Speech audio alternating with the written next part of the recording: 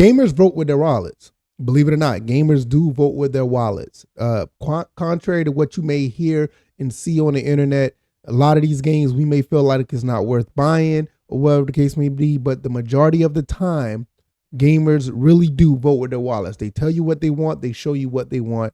And when you really look at most of this stuff nowadays, gamers are basically playing older games. And the thing about it is like they will tell you that most of these games are better. I'm one of them. I will tell you that they're better. And it is no secret that these newer games just have no attachment to what most people want. That's why a lot of games nowadays are not really selling like they should. There are a lot of games out here that are just flopping like crazy. And the main thing is, if they just keep with the same system that has been working since the Atari days, these games will sell and it will be just fine. We looking at Battlefield 6 right now, the beta. It went back to its roots and it's doing its thing. Madden, believe it or not, I'm not even buying Madden, but one thing I noticed with Madden 26, they're trying to get back to those roots of what they had back in the day. And the game is going to sell because it's, it is exclusive, but the game will get better feedback if they get back to the roots. Call of Duty is going to go through this very soon.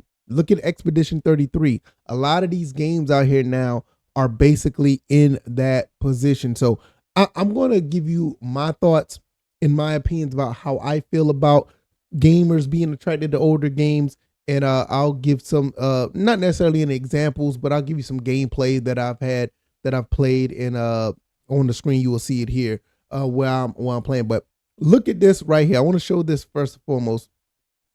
I just Googled this. 92%. PC gamers spend 90% of their time playing older games. You can keep going down here. I'm not going to go through any of these articles, but you can see it. PC gamers mostly play older games like GTA 5. Now, this is not exclusive to PC. This is literally like over here talking about console games. 60% of playtime in 2023 play Fortnite, Roblox, League of Legends. They're just playing older games. Are most gamers playing older games? Proven once yet again, despite a growing number of games being released each year, most gamers still prefer older titles. So it just tells you what's going on here. Now, this is what I think going on overall. People aren't really immersed into these games. This is the biggest problem. People are not immersed into these games.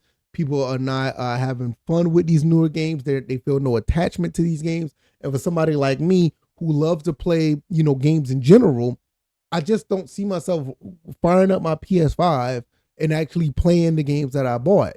Like you can see, like right over my shoulder right here, I have a bunch of PS5 games that I'm not saying that they're not sitting and just collecting dust.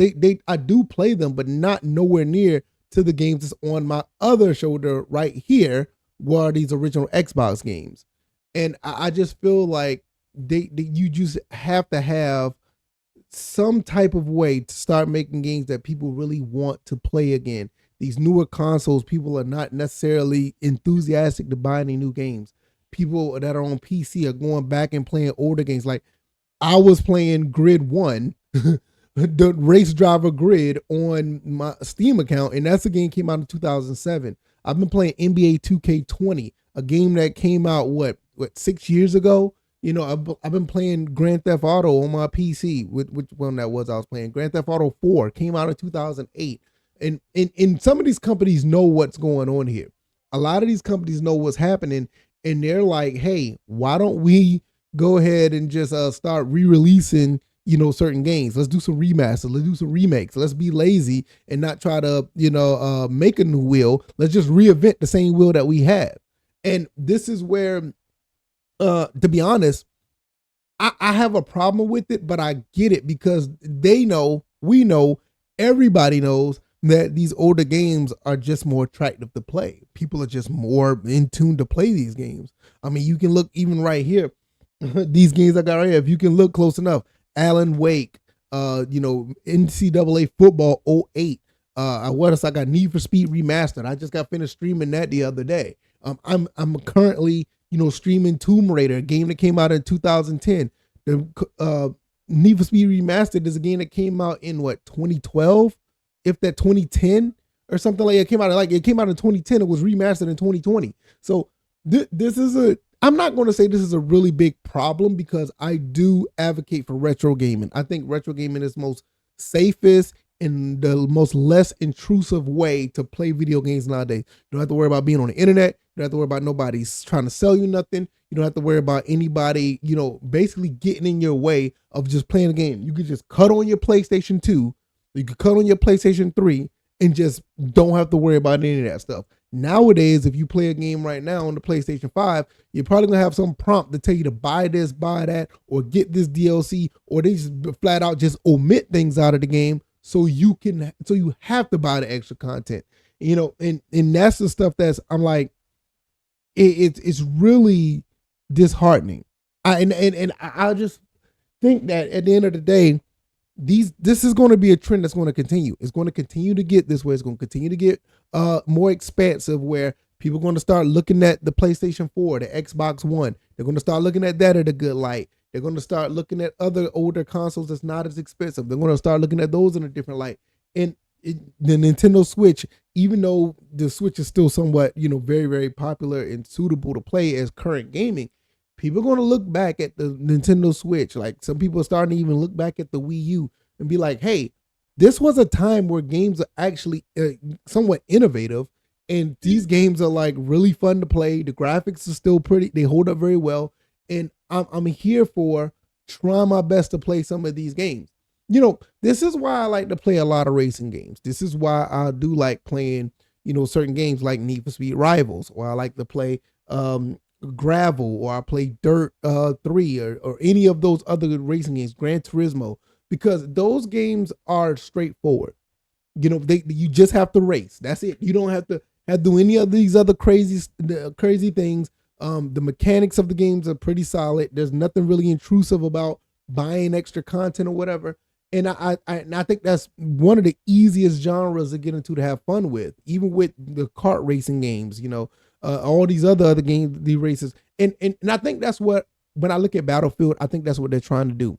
Battlefield is just trying to get back to the roots where you just play as a military officer fighting in combat. All the other stuff will take care of itself. If you do add DLC into it, or stuff that's kind of like outside of the norm, that's what it needs to be. Kind of outside of the norm. It doesn't need to be in your face to where you have Beavis and Butthead running around shooting people in a military game. And that's the thing that I was talking about in my live stream. Like, it's basically like Fortnite for adults. And I think somebody else said that on YouTube. I remember hearing that somewhere. But that's where we're at now with it, where it is basically Fortnite for adults. Listen, and I'm not knocking anybody who like any of these games. If you like these games, that is absolutely awesome. That is something that you should play and enjoy yourself. If you're immersed in these games or whatever the case may be, that is cool. But then again, I turn around, like I said, you see stuff like this. Most gamers are playing these games. 92% of PC gamers are playing older games. And this is not just on PC. This is a console thing too.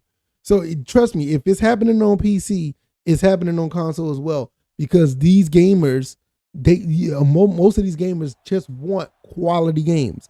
And most of these games that I've been playing all my life have been just straight up quality games.